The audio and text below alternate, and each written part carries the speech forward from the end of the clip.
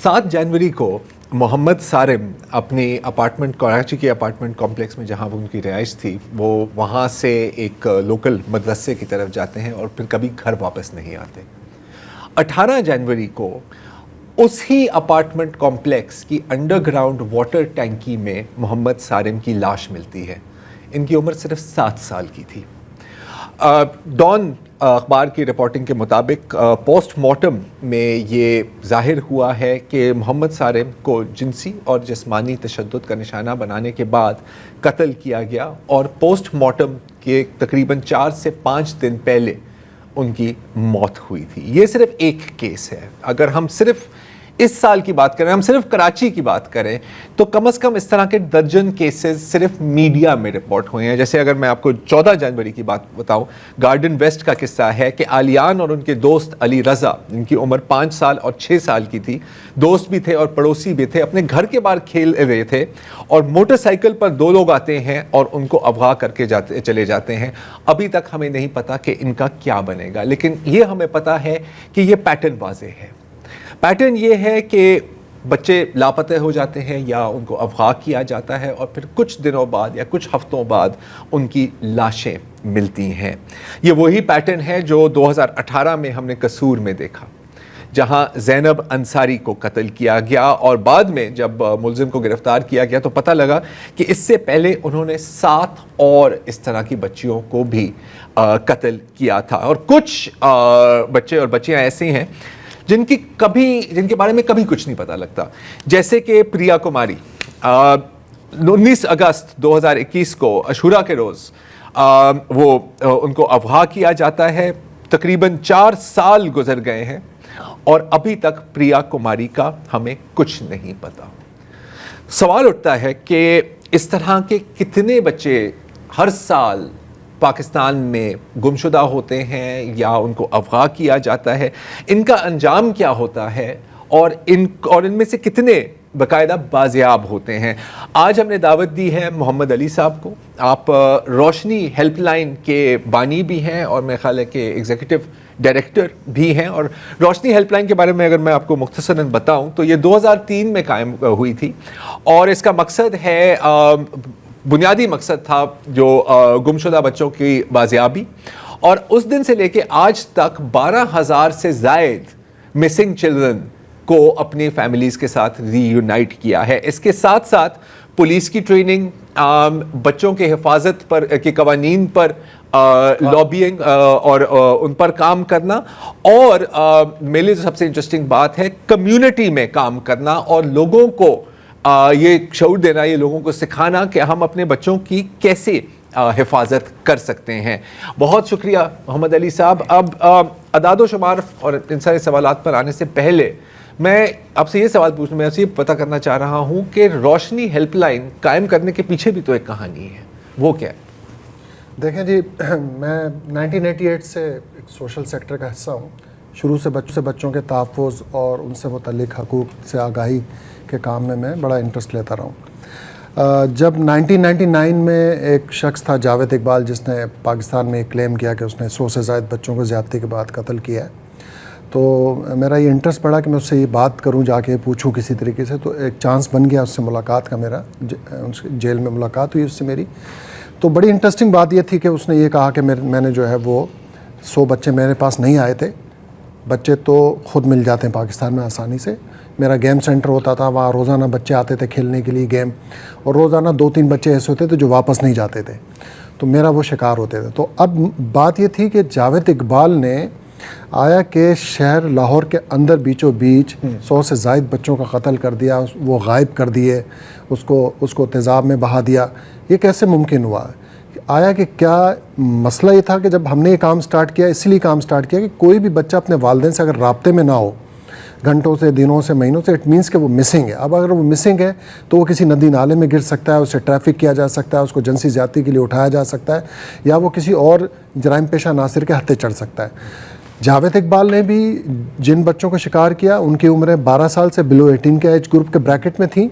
और अगर आप हमारा डेटा देखें, सन 2024 का उठा के देखें कि पूरे पाकिस्तान में 3070 केसेस रूनुमा हुए हैं गुमशुदा बच्चों के, और सबसे ज़्यादा जो केसेस हैं वो 11 साल से 15 سال کے درمیان 1856 کیسز ہیں، اور یہ سب کے سب بچے جو ہیں میل چائلڈ ہیں. تو اس وقت پاکستان میں زیادہ تر میل چائلڈ ہے. تو اب آپ دیکھیں کہ میل چائلڈ جو ہے وہ ایکسس ہے اس کا مارکیٹ میں آسانی سے، اس کا چائلڈ پورنوگرافی میں یوز ہو رہا ہے، اس کا مختلف اور ایکسپلائٹیشن کے حوالے سے اس کا یوز ہو رہا ہے. تو اس وقت جو ہمارے لیے ایک الارمنگ سچویشن ہے وہ یہی ہے کہ اس وقت میل چائلڈ پاکستان میں خاص طور پہ جو بلو 18 ہے اس کو بہت توجہ دینے کی ضرورت ہے، اور وہ پراپر رپورٹ نہیں ہو رہا ہے، اس کا استعمال بہت تیزی سے دوسرے جرائم میں بھی ہو رہا ہے. اچھا، اب آپ کے اعداد و شمار میرے سامنے بھی ہیں، تو یہ 2024 کا ڈیٹا ہے اور یہ پورے پاکستان کا ڈیٹا ہے. جیسے آپ نے کہا 3070 بچے اور بچیاں گم شدہ ہوئے ہیں ایک سال میں. ہاں، ایک سال میں. یہ ہیں جو کیسز رپورٹڈ ہیں، جو آپ تک پہنچتے ہیں یا میڈیا تک پہنچتے ہیں یا پولیس تک پہنچتے ہیں. ان میں سے کتنے بازیاب ہوئے؟ دیکھیں 3070 میں سے کوئی لگ بھگ 3000 کے قریب بچے بازیاب ہو گئے. اسٹل ابھی تک کوئی 45 بچے ابھی مسنگ ہیں. 34 بچوں کی ڈیڈ باڈی ملی ہے جنوری ٹو دسمبر 2024 میں، اور زیادہ تر ڈیڈ باڈیز جو ملی ہیں وہ جنسی زیادتی کے شکار ہو کے مارا گیا ان کو، اور وہ زیادہ تر بچے جن سے مانوس تھے ان کا شکار بنے ہوئے. سوری، آپ نے کیا کہا؟ 3000 بچے ریکور ہوئے؟ نہیں، 3070 میں سے 2091 بچے ریکور ہو گئے. مطلب میجورٹی ریکور ہو گئے؟ میجورٹی. اور اس میں آپ کی تنظیم انوالو تھی یا مطلب یہ کوئی سینٹرل ڈیٹا بیس سسٹم آپ کے پاس ہے، یا یہ اگین یہ بھی رپورٹڈ فگرز ہیں؟ دیکھیں یہ سارے جو 3070 کیسز ہیں یہ رپورٹڈ کیسز ہیں، اور یہ روشنی ہیلپ لائن 1138 کو ڈفرینٹ ریسورسز سے رپورٹ ہوئے. کچھ کیسز جو ایک میجورٹی زیادہ تر کیسز ہمارے والنٹیئرس کا انوالومنٹ رہا، ہمارے کیس ورکرز کا انوالومنٹ رہا اس کو ریکور کروانے میں، اور کچھ کیسز ایسے تھے جو شیلٹر سے ریکور ہوئے.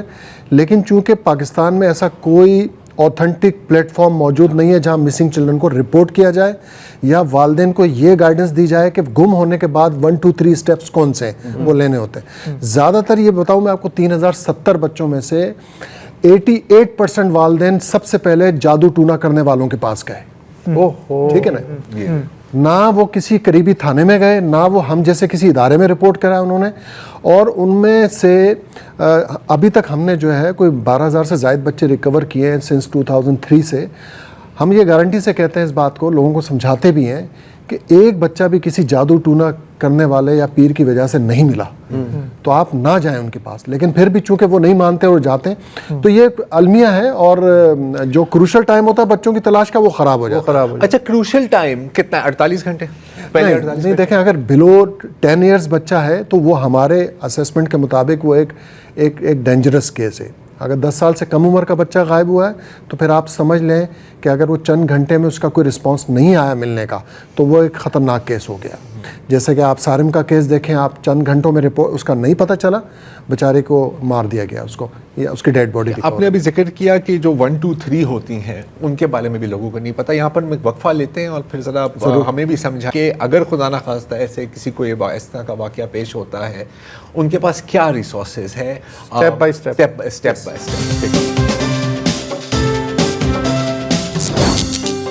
Welcome back. اچھا، بریک سے پہلے محمد علی صاحب آپ ذکر کر رہے تھے کہ اکثر لوگوں کو یہ نہیں پتہ ہوتا کہ اگر خدا نخواستہ کوئی بچہ گم شدہ ہو یا لاپتہ ہو تو کیا جائے، اور آپ نے کہا تھا کہ ایک 1 2 3 کے سٹیجز ہوتے ہیں.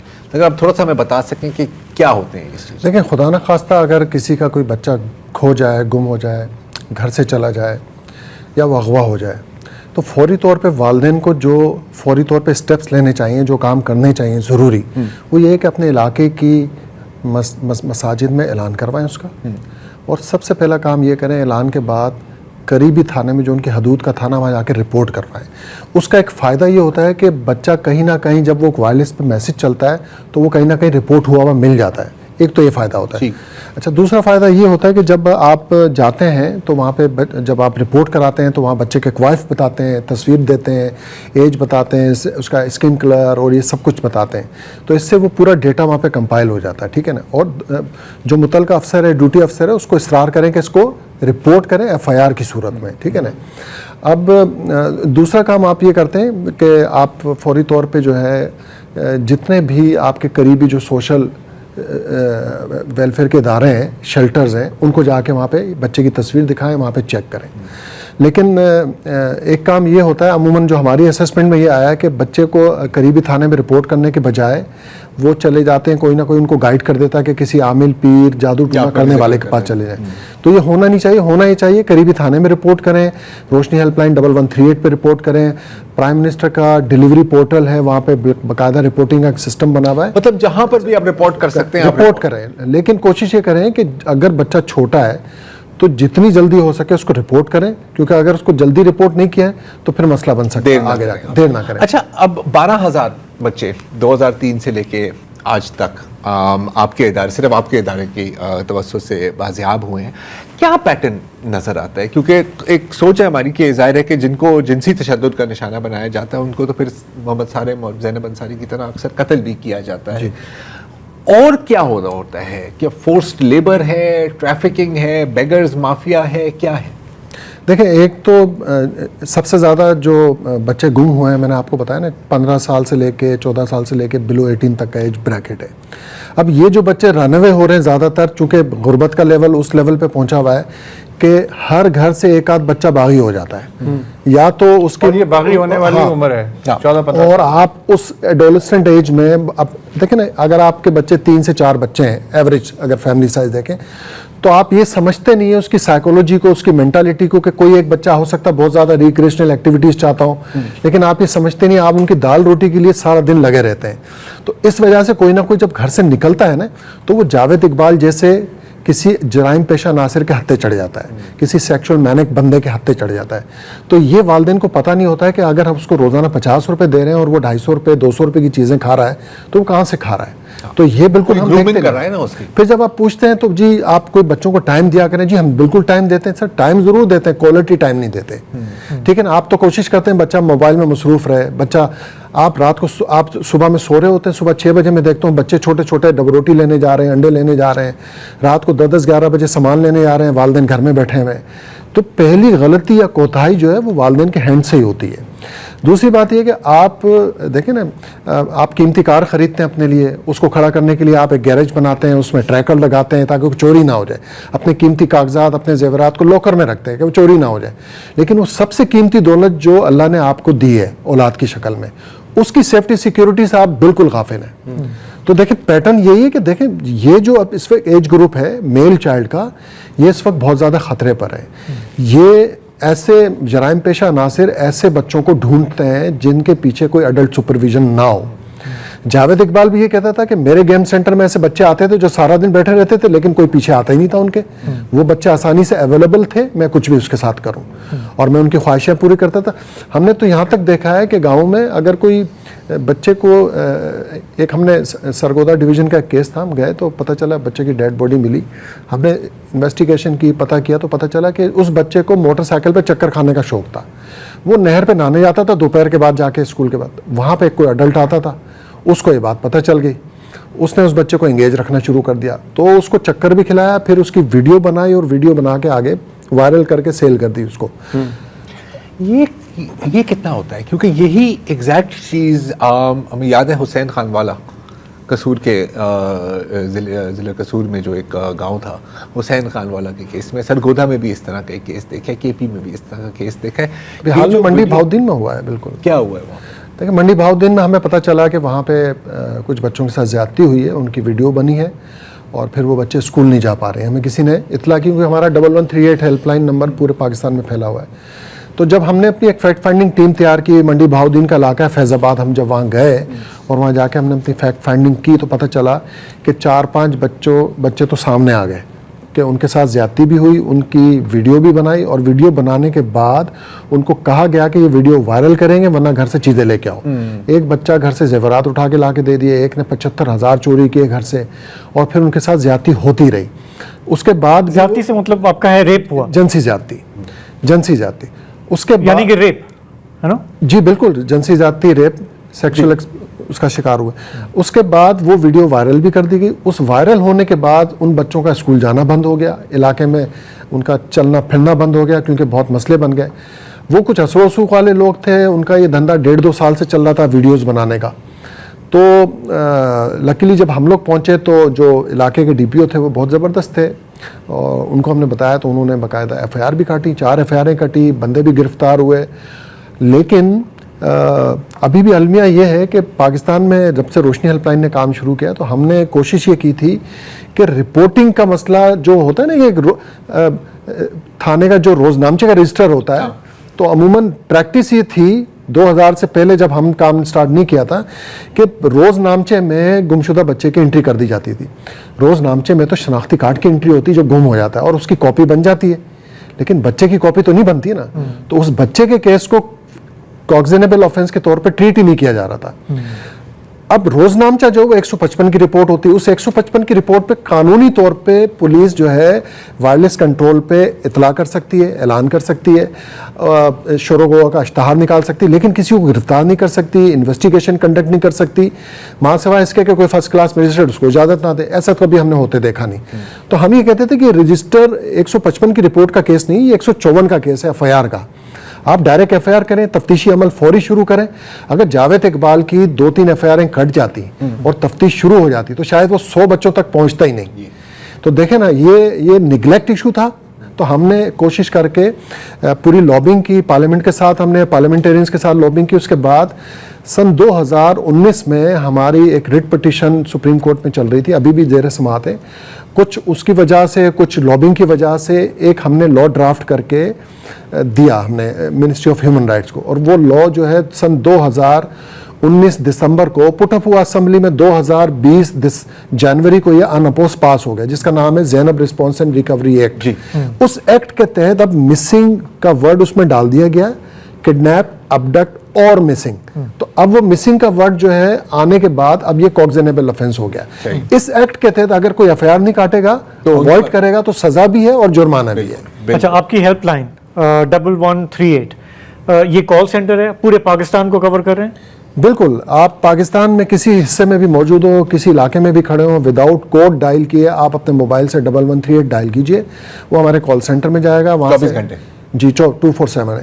اس کے بعد یہ ہوگا کہ ہمارا جو ایکسپرٹ اسٹاف ہوگا وہ کیس کو جاننے کی کوشش کرے گا کہ ہم چونکہ ہمارا مینڈیٹ جو ہے بلو 18 کا ہے کہ ہم بلو 18 کے کیسز لیتے ہیں, تو پہلے ہم مینڈیٹ اور نان مینڈیٹ کو چیک کریں گے. اس کے بعد پھر ہم یہ چیک کریں گے کہ آیا کہ اس کیس کے سرکمٹینسز کیا ہیں, آیا کہ اس میں مدد کیا چاہیے فوری, کیا وہ تھانے جا رہے ہیں, FIR نہیں کٹ رہی ہے, آیا کہ FIR کٹی اس کی کوئی پروگریس نہیں ہے. تو پھر یہ جب لائن آف ایکشن طے ہوتا ہے تو پھر ہمارے پورے پاکستان میں ہمارا پولیس کے ساتھ ایگریمنٹ ہے, تو پولیس نے فوکل پرسنز نامینیٹ کیے ہیں. تو اگر کوئی بورے والا میں کیس ہوا تو ہم یہیں سے بیٹھے بیٹھے 15 منٹ لگیں گے, بورے والے میں FIR درج کروا دیں گے. بہت خوب. محمد علی صاحب, بہت معذرت, ابھی میں آپ کی والنٹیئر نیٹ ورک کے بارے میں بھی پوچھنا چاہ رہا تھا لیکن ہمارا وقت ختم ہوا چاہتا ہے. ہم آپ کو دوبارہ بھی دعوت دیں گے. بہت بہت شکریہ. اور ایک بار پھر روشنی ہیلپ لائن کا نمبر ہے 1138. اگر خدا نخواستہ کوئی ایسی چیز ہو تو پلیز رابطہ کریں, اور جو محمد علی صاحب نے جو 1 2 3 کے سٹیپس بتائے ہیں ان پر عمل درآمد بھی کریں.